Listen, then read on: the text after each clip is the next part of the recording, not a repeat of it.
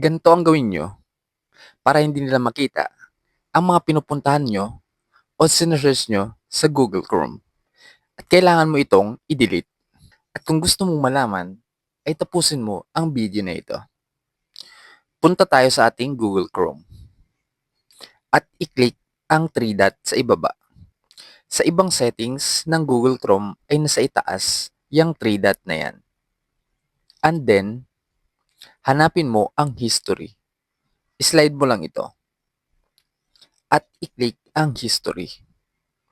At dito nga guys, ay makikita nyo na ang sinesearch o pinupuntahan yung mga sites. At i-click mo lang itong delete browsing. At i-click mo lang ulit ang delete browsing data. And then, click ulit ang delete browsing data para ma-delete na lahat ng mga sites. Ganun lang kadali